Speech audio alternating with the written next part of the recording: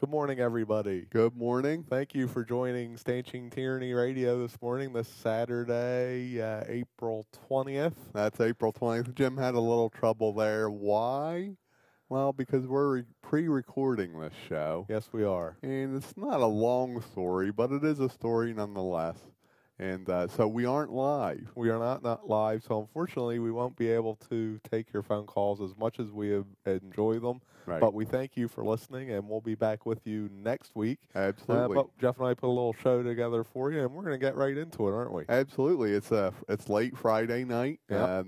the night before we would do our show. So we're kind of current on what's been going on this week, and whew, Yeah. what a troubling week it's been, hasn't it? Yeah, well, this whole Boston thing really has me bothered. Yeah. And it doesn't have me bothered for the same reasons as it has most people Right. bothered, I'd venture to say. I know. I agree with you.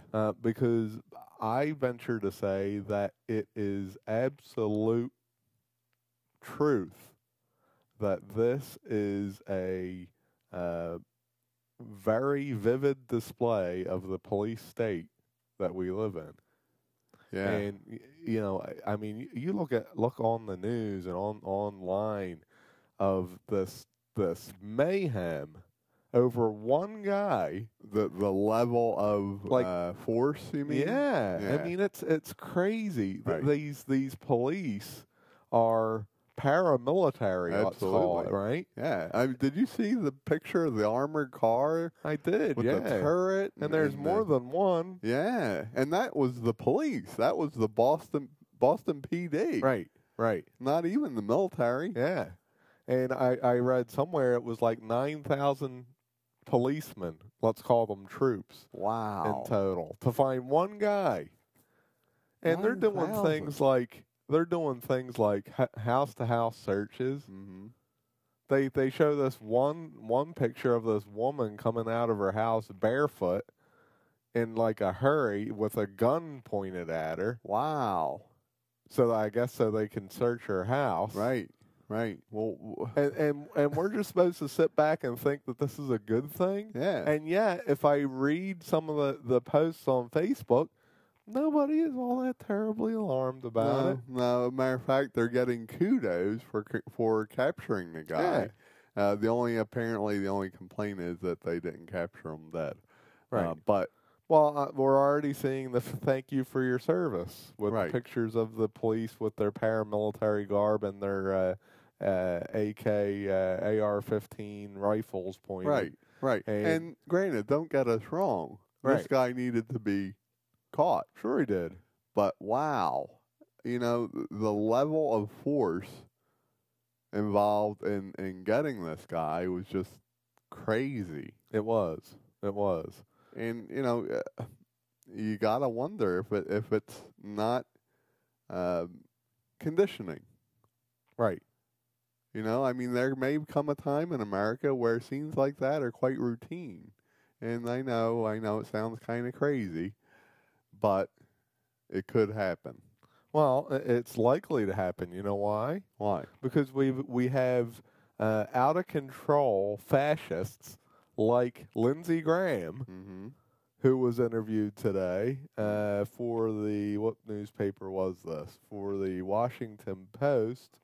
And Senator Lindsey Graham said, quote, "The Boston bombing is Exhibit A of why the homeland is the battlefield." Oh, that's great. Isn't that terrific? Yeah. And so he went on to say, because there's this whole thing between he and Senator Rand Paul, Mm-hmm. and Graham noted that he objects to Rand Paul's notion that America is not the battlefield, because Graham said to this interviewer, quote, "It is a battlefield because the terrorists think it is. Here is what we're up against. It sure would be nice to have a drone up there to track the suspect." Isn't that nice? That's great. Yeah. That's great. Yeah. So maybe that's really what this is all about. Well, it could very well be, and I have a feeling it is part of this is to normalize the paramilitary state in which we live. Mm-hmm. And this isn't this isn't what the streets of America are supposed to look like. And even when you consider all the the danger of these guys, of the danger of them potentially causing more mayhem than they already did. But I mean, really, look at these pictures. I mean, they're preposterous. It's crazy. Yeah. And that's what safety is. You know, I mean, it's not like they went out and bought these tanks and this tactical gear and the AR-15s and the flak jacketed dogs and the helmets and the jack boots yesterday, or like I should say Monday afternoon. Right. Right. To get ready for this. We've said it before. Mm-hmm. They're itching to use this stuff, listeners. Absolutely.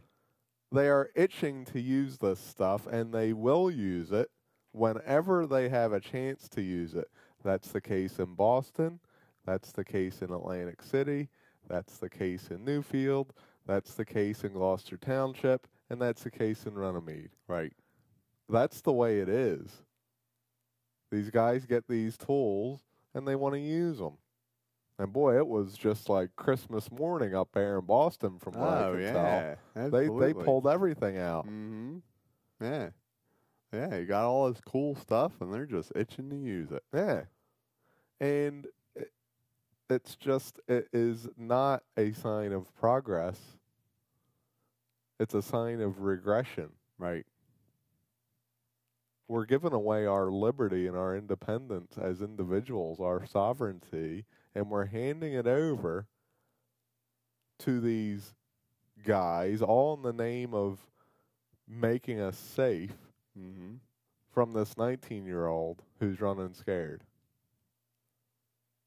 Yeah, and they have caught him. I just heard on the way back, they've caught him. He was in a boat in a backyard in Watertown, Massachusetts. Okay. Holed up in a boat. Right.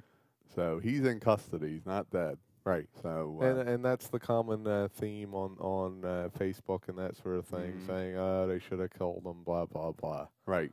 Right. Yeah. Well, I mean, and that's the thing right there, is that kind of reaction is the kind of thing that the politicians and the elite prey upon. Mm-hmm.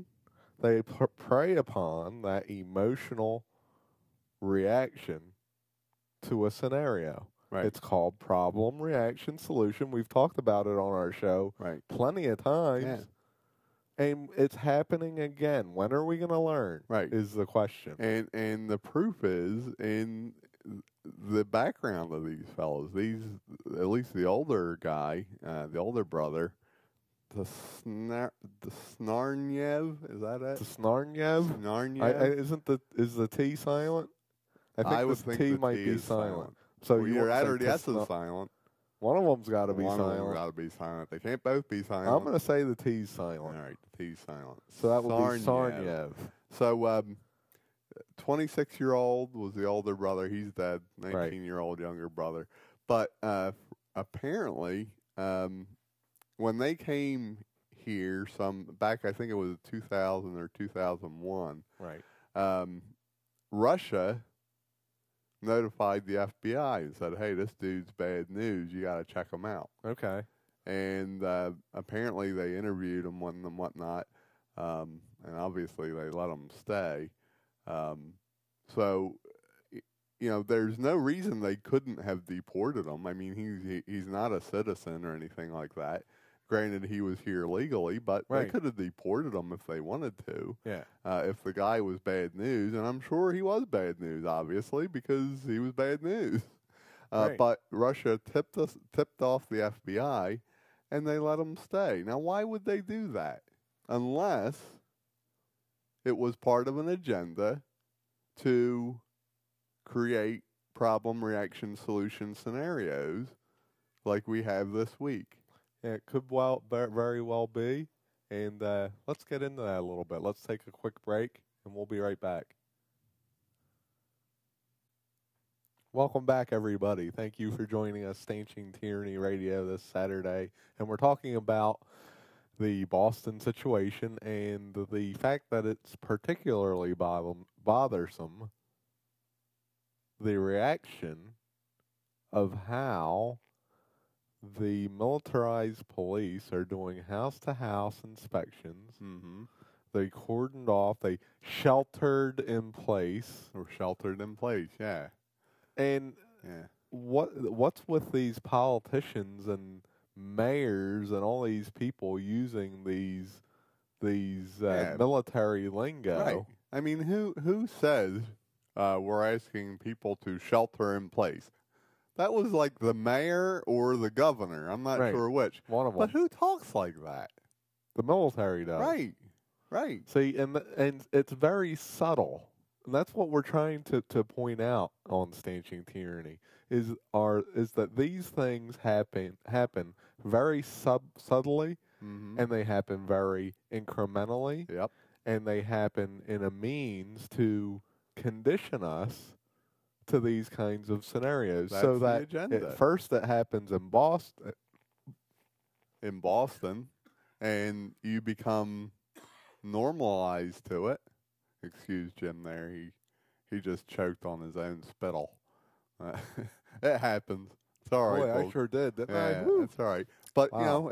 it conditions us, doesn't it? Yeah. It kind of normalizes it. It numbs it. You And know, so we see it in so many aspects of our lives with the sexualization of society Mhm. over the years and how that's progressed from, say, the 40s and 50s to where it is today. right, and And they're it working. didn't happen overnight. Yeah, right? and they're working towards it even more and more. You know, the recent report of the FCC or whoever it is working on allowing full frontal nudity and the F-bomb to be used. Yeah, they're seriously considering Yeah. it, and they're taking public comment on the issue as we speak. Right, right.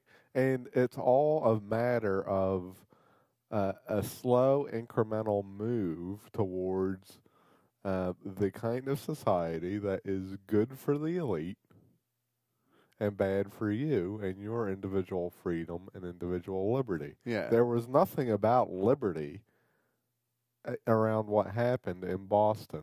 Well- Now, people will be waving their flags, and already they're putting up their, we're proud of our troops and our heroes and all that. Yeah. Mhm. And nobody is questioning the over-the-top tactics to get this guy, because that's Right. what they were, over the top. Yeah, exactly. And so when you have an incident like this, and you have politicians like Lindsey Graham saying, well, this is exactly why we should be using drones, and then you use said drones, and, you get the suspect, but you also get a few other people that are, collateral damage, right? Yeah. And then it becomes, okay, well, that's the cost of freedom, isn't it?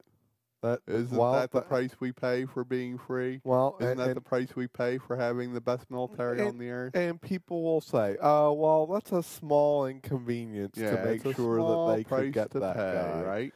And that's what they'll say about that. But on the other hand, Barack Obama will stand there and say, after the Senate shot down, per se, gun control, he'll say words to the effect that, this should have passed because it could have saved just one life. Right. Just one child. Mm-hmm. Right? Yeah. And yet we have this martial law beta test going on in Boston. Right. And we're supposed to celebrate it. Right. Yeah, that's the thing. We're supposed to be waving our flags and saying how the FBI is our heroes right now. Right. Yeah, and let's not be fooled here. Well, first of all, what happened was a tragedy. Right. I mean, it's going to change a lot of people's lives, and it's a shame. Yeah. But it happened, and as a result, what we're going to see is more excuses to take more of your freedoms away from you. Right. That's what they're going to do. Yeah. And we got to understand that. We do. Never let a crisis go to waste, right? Right. Right. Because it's an opportunity. An opportunity to what? To take some freedom away. Yeah, and they're already doing it. We talked before about CISPA. Yep. And what is going on with CISPA. Mm-hmm. And now Frank Lautenberg here in New Jersey, he's going after the reloaders for ammo, right? Right. Now you need a background check to buy some simple gunpowder to load your shot shells, for crying out loud. Yep. Yeah. Is that ridiculous? But he'll sit there and say, well, this isn't infringing on anyone's rights. We're not stopping you from reloading your shot shells. Yeah, that's what he'll say. You're just making it incredibly inconvenient. Right. So you still have the right to do it. We're just going to make sure it's not all that easy. Yeah, because Frank Lautenberg is seizing the opportunity, just like politicians do, of this one-off scenario up in Boston to take the rights away from millions of Americans, and that's what they do. I mean, let's face it, right?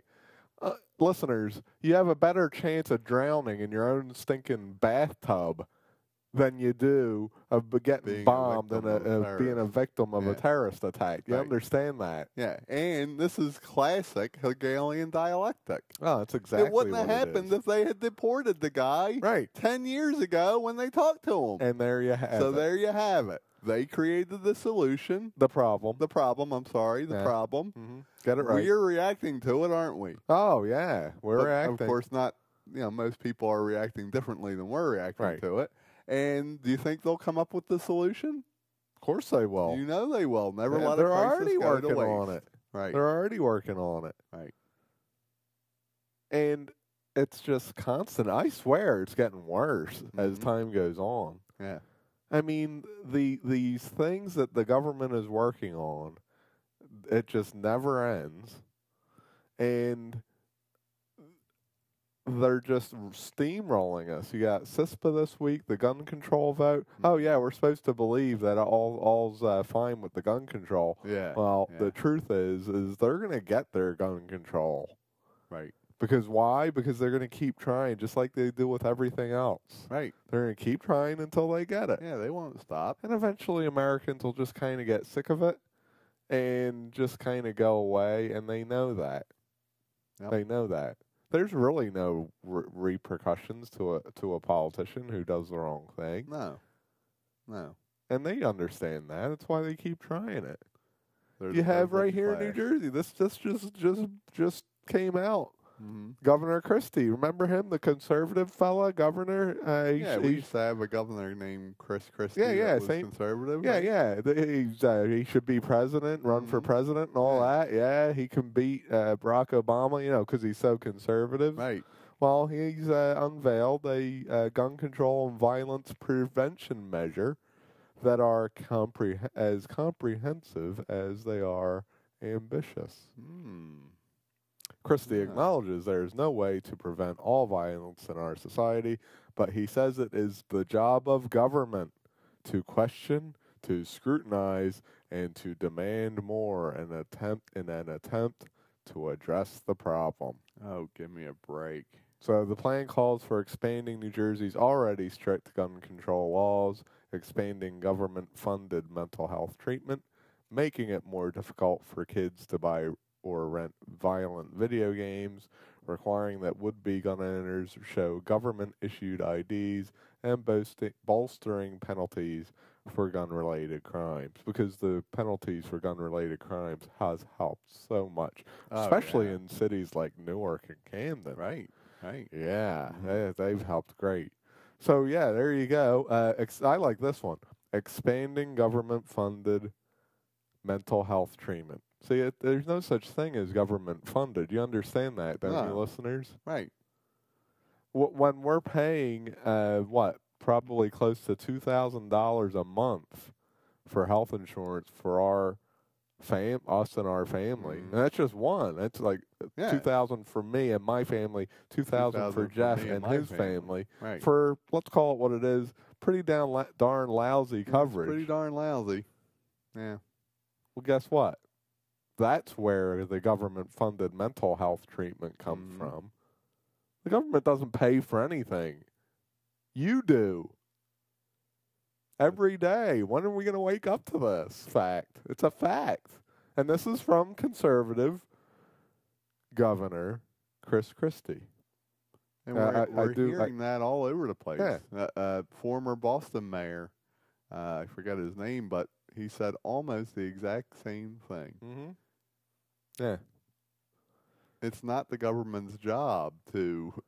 Yeah. I remember we talked about that earlier. Yeah. And it's not that the Boston mayor basically. Government's job to ensure our safety under every possible scenario. No, and in fact, let me make us the freedom to do so for ourselves. Right, and let me make an appeal to government right now. Don't bother keeping me safe. How's that? Yeah. How's that sound? Save some taxpayer money. Use it for something else. I'll be just fine without you. Thanks. But allow me to do so in my own way, on my own terms. Right. Right. I like this picture, by the way, that was posted on this one website. Yeah. It's got a picture of Chris Christie, and it wrote up top, Chris Christie, he's not a small man. I wouldn't call him small. Yeah. So up top it says, it's simple. We take the guns, and then on the bottom underneath where he is, it says, and we eat them. That's pretty awful. Good. Yeah. That is pretty awful. I like it. I like it too, yeah, because it's I don't know, it's apropos, isn't it? Absolutely.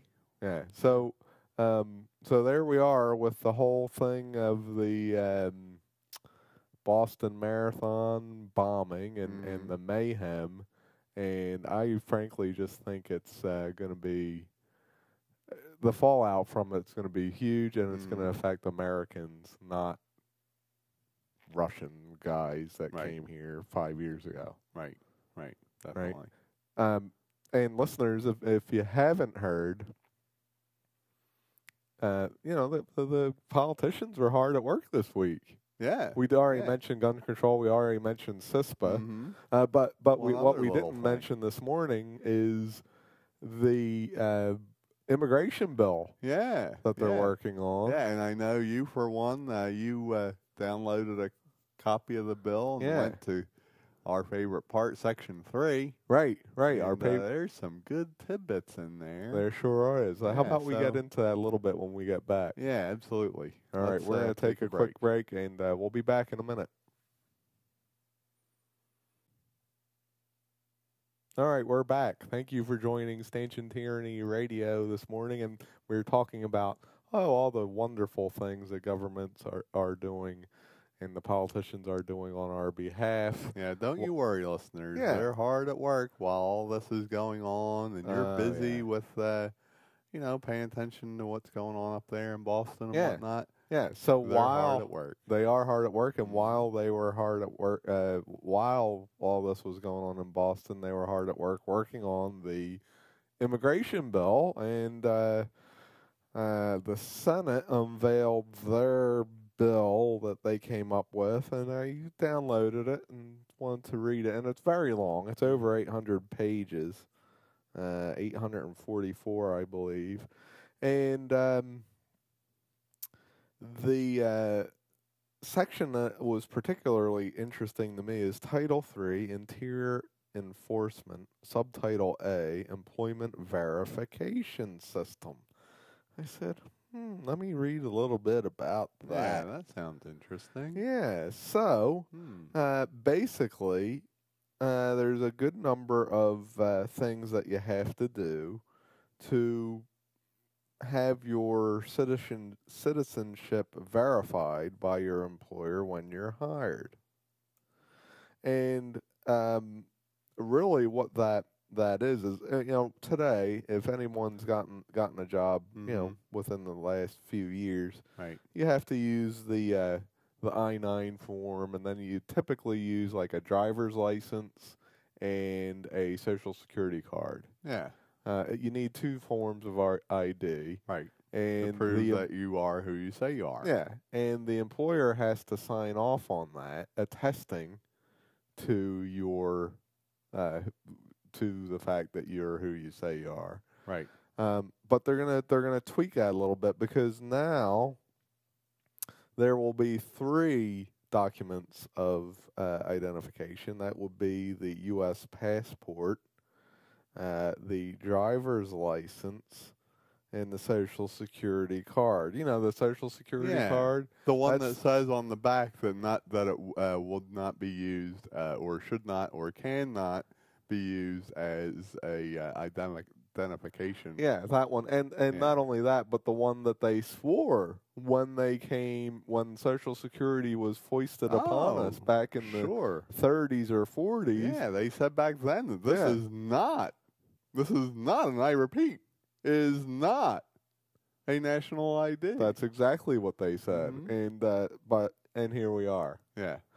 So you have that. Now, the interesting parts are that the documents have to be, fraud proof. Right. And I'm trying. Oh, here's the really neat thing. So they need this identity authentication mechanism. A mechanism. Yeah. See, part of the whole thing that they have to set up is they have to have a way so that employers can check to see if Bob Smith is Bob Smith. Right. So they have a few different ways. So they have this identity authentication mechanism part of the bill, and the requirements. See, not only do you have to have those documents that I just mentioned, but each employer shall use an identity authentication mechanism described in Clause 3 or provided in Clause 4 after it becomes available to verify the identity of each individual the employer seeks to hire. So what are these, Clause 3 and Clause 4? Well, let me tell you. Clause 3 is what's called the photo tool. Now, the photo tool is a device that will allow the employer to match the photo on the covered identity document, those documents I mentioned earlier, right. To a maintained database that's maintained by the U.S. Citizenship and Immigration Services database. So let me understand. Let me just notice what I said. U.S. Citizenship and Immigration Services database. Right. It's a database. Yeah. Now, is there now a U.S. Citizens database? I mean, there probably is, let's be honest. Yeah. But what were you going to say? Well, I was going to say, I wanted to ask a question about the forms of ID. So you have the passport, you have the driver's license. And if I understand this correctly, the employer is going to have a device that scans these documents and basically let's say uploads to a server somewhere, government server, that searches the photo on said documents and matches them to a record in your database. That's correct. And it sounds an awful lot like a national ID program to me. I just can't help it. Well, and matter of fact, it sounds like something that we talked about recently here in New Jersey, with regard to facial recognition software and the fact that we here in New Jersey can't smile on our driver's licenses because for some reason, I guess when we bought the software, we got the discount software. Yeah, because they wanted to save the taxpayers some money, I'm sure. So they didn't get the smile inclusion they didn't get the packet. smile option, Right. And I would agree with you on the national ID, but it's not national ID, and I will get into why it's not. But I can prove that it is absolutely not a national ID. You can prove it. I can prove it, even though it sounds like it's. I know what it sounds like. I know. It's going to a national database to verify your. All right. But I'm going to prove. But wait, I want to get to this item 4. See, because the additional security measure. See, there's always going to be a chance where the photo isn't working good and whatnot, or somebody etc. smiles. Or messes somebody it all up. smiles. So they got to have some other mechanism. And besides, once this mechanism is available, it says, well, this will be the mechanism. And that is an employer seeking to hire an individual whose identity may not be verified using the photo tool described in Clause 3 shall verify the identity of such individual using the additional security measures described in Subclause 2. Yeah. So Subclause 2. That's what I was going to say. What's They're gonna Subclause 2 say? Well, they're going to make a device and put it out there for public comment, a device that will have additional security measures. Such additional security measures, A, shall be kept up to date with technological advances and shall provide a means of identity authentication in a manner that provides a high level of certainty as to the identity of such individual using immigration and identifying information that may include review of identity documents or background screening verification techniques and using publicly available information. Publicly available information. Yeah. That's interesting. Yeah, like Facebook is pretty public. Sure it is. And so is the Google. Social media will be public That's information. pretty public. Right? Yeah. Yeah. But gee, I wonder who, this technology thing, I'd be curious to find out who's lobbying for this bill. Oh, and it would be what too. companies they work for. Yeah. And, that might shed a little insight onto this whole, technology aspect of National Worker ID. Well, it's not National Worker That's ID. what I meant. I didn't mean It's that. not National Worker ID. I'm sorry, I misspoke And again. frankly, I know you keep I don't think you should say that. And let me give you a very clear reason why. All right. All right. On page 419. Page 419. It says, Section 8. Section 8. No authorization of national identification cards. Nothing in this section may be construed to directly or indirectly authorize the issuance, use, or establishment of a national identification card. Oh, so I'm totally mistaken. That's here. right. That's right. Because it says right it here. Says right in there. It says right here that even though it sounds like a duck, it walks like a duck, it acts like a duck, it swims like a duck, and it looks like a duck, it's a bear. Huh. Well, And you better not call it a duck. Right. Because if you do, you're in big trouble. Big trouble. Yeah. Wow. Yeah. Well, that makes me wrong. That does make you wrong. See, because understand, in America in 2013, the politicians can just make a law that says the sky is green. Right. Wasn't that in a book? I think that we read once. I think it was in 1984. That's what I thought. Yeah. Yeah. Interesting. So there we go, America. Welcome to 1984. 1984 is here because the no authorization of national identification card, you can't even construe it. Right. Or infer it, not directly nor indirectly. Don't you dare. You're in big trouble. Get out those flags, America. That's right. We'll be right back. Welcome back, everybody. We're back. Thank you for joining us, Stanching Tyranny. We're Jim and Jeff Stanch, and we're glad to be here. And we're just talking about what we always talk about, the ongoing march of tyranny. And it turns out, don't you worry, the Senator John McCain and Senator Lindsey Graham issued a statement yesterday. Oh, good. Yeah, and I'm sure it's a statement about either keeping us safe or continuing their important work despite the Boston bombing. Golly, good for them. Yes. We need patriots like John McCain and Lindsey Graham. And patriots they are. Let me read their statement. Okay. In the wake of this week's terrorist attack in Boston, some have already suggested that the circumstances of this terrible tragedy our justification for delaying or stopping entirely the efforts for comprehensive, always watch for that word, I added that, immigration reform.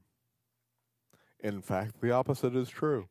Immigration reform will strengthen our nation's security by helping us identify exactly who has entered our country and who has left, a basic function of government that our broken immigration system is incapable of accomplishing today. The status quo is unacceptable. We have 11 million people living in the shadows, which leaves this nation vulnerable to a myriad of threats.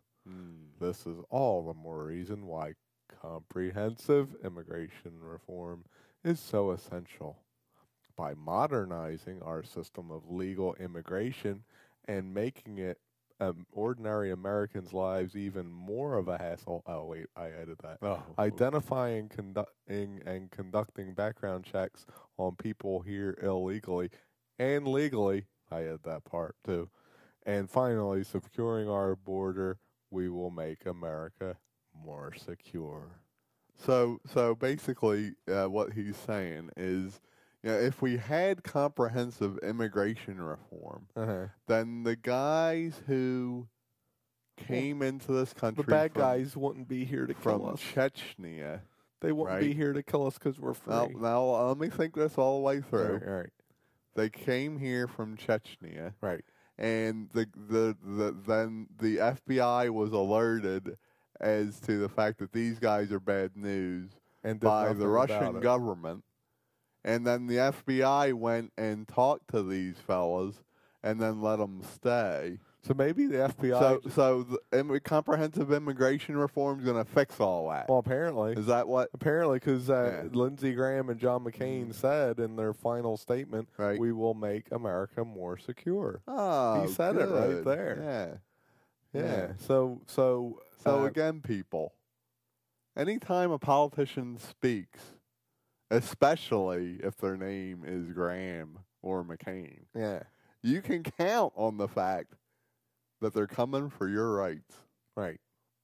There you go. Yeah, and Lindsey Graham and John McCain are, because nowhere in that statement did it say that modernizing the system of legal immigration, identifying and conducting background checks on people here illegally. See, it's not only that. You understand that, listeners? I just read you the text. Right. Yeah. They're going to be identifying and doing background checks on you. Everybody. And you've been here your whole life. Yeah. If you want to work, it's being done. Right. Because it's not an immigration bill.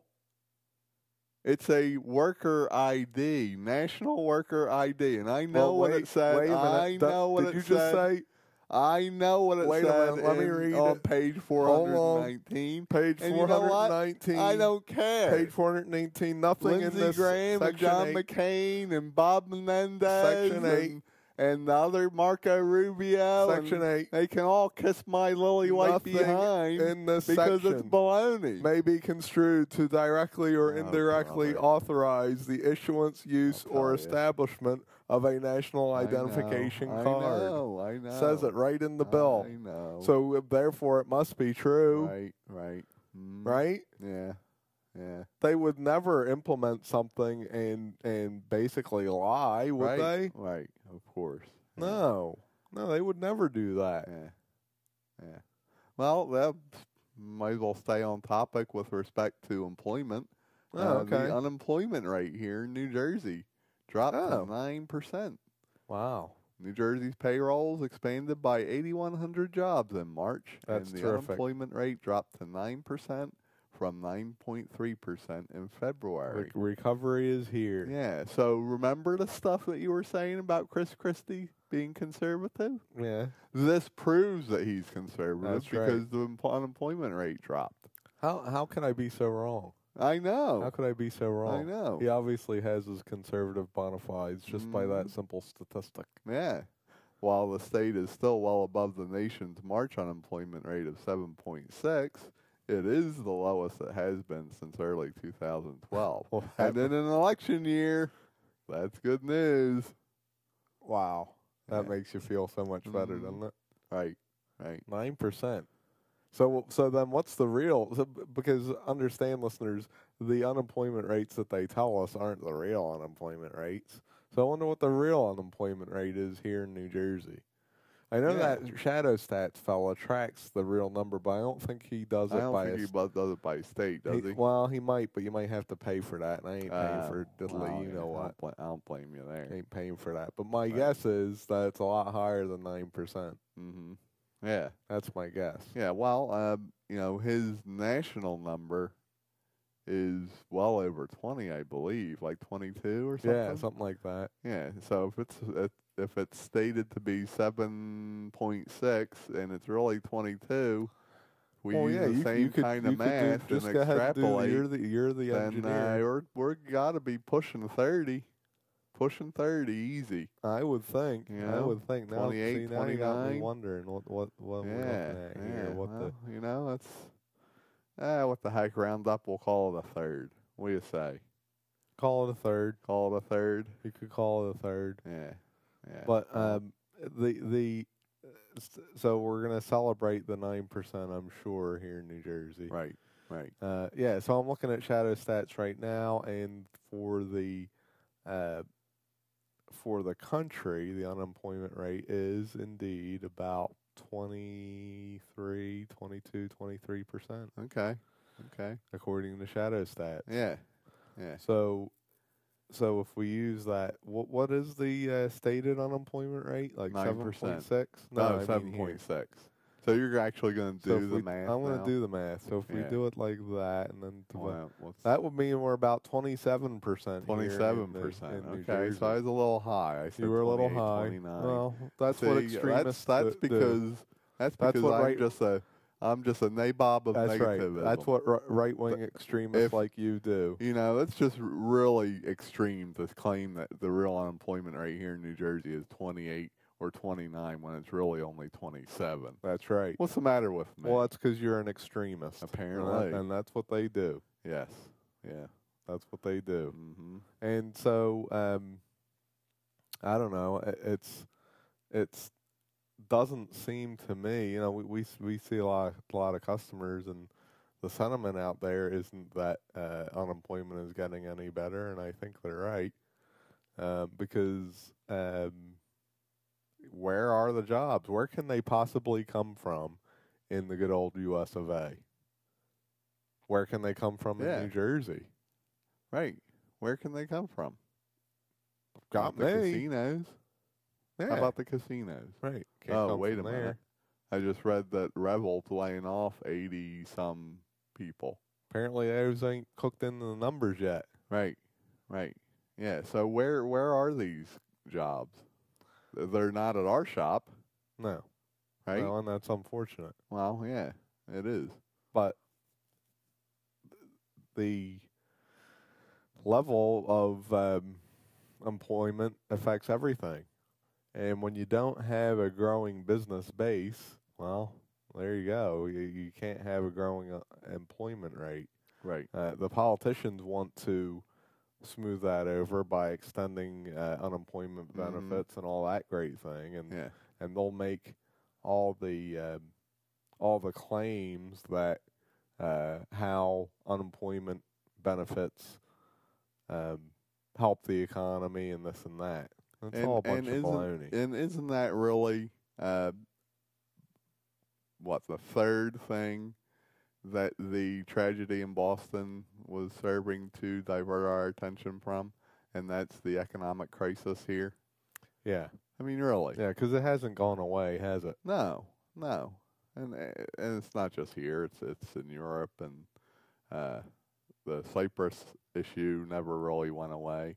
Right. The IMF is demanding their gold now, and Cyprus is, at least thus far, saying no. Right. So, that's not going to hold up.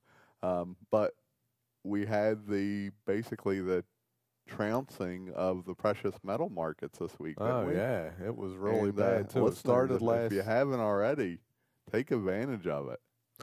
Yeah, well, unfortunately, there's not a lot to take advantage of, because the truth is that what we're seeing in this sell-off Right. of precious metals is actually a sell-off of the paper market of precious metals. In other words, the ETFs, the futures, those kinds of paper gold and silver products. Right. And really, I've read a few statistics that say that the physical gold and silver is not only more expensive, but it's harder to get. It's very hard to get. For instance, silver, if you check the exchange, is trading around $23 an ounce, and yet if you were to want to go buy some silver eagles or whatever, they're closer to 30. Is that right? Same thing with gold. So they haven't taken a hit. Right.